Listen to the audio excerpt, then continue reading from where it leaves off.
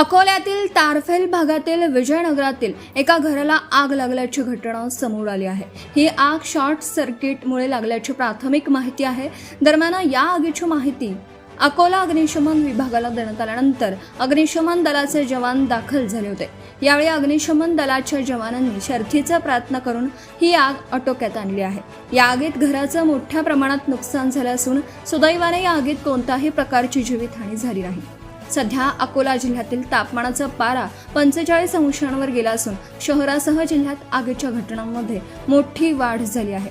अनेक ठिकाणी लागलेल्या आगीत नुकसान मोठ्या प्रमाणात झालं। आज लागलेल्या आगीत संपूर्ण घर जळून खाक झालं असून ही आग इतकी भीषण होती की दुरून आगीचं भीषण स्वरूप दिसत होतं। यावेळी परिसरातील नागरिकांनी मोठी गर्दी केली होती। अग्निशमन दलाच्या जवानांनी शर्थीचा प्रयत्न करून ही आग वेळेत आटोक्यात आणल्याने मोठा अनर्थ टळला आहे। यावेळी रामदासपेठ पोलिसांचा मोठा बंदोबस्त होता। सत्यशोधक न्यूज चॅनलसाठी अकोला जिल्हा संपादक विशाल गवई। आज रामदासपेठ पोलीस स्टेशनच्या अंतर्गत विजयनगर या ठिकाणी संतोष पारेचं घर आहे। घरी कोणी राहत नाही, झोपडीवरचं घर आहे। त्या ठिकाणी 5:45च्या दरम्यान आग लागली होती। त्वरित आमचे जे बीट मार्शल आहे त्यांनी कंट्रोलला कॉल करून अग्निशामक दलाला बोलावलं आणि इलेक्ट्रिसिटीवाल्यांना बोलावलं। त्यांनी वेळेवर येऊन ती इलेक्ट्रिसिटी कट केली आणि आग विझवली आहे। प्राथमिकदृष्ट्या इलेक्ट्रिसिटीवाल्यांची माझी चर्चा झाली। त्यांनी सांगितलं की शॉर्ट सर्किटमुळे आग लागली आहे।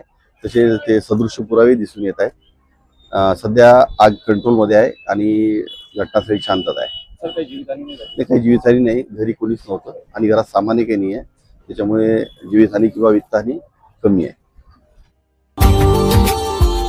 Subscribe now and press the bell icon. Never miss an update.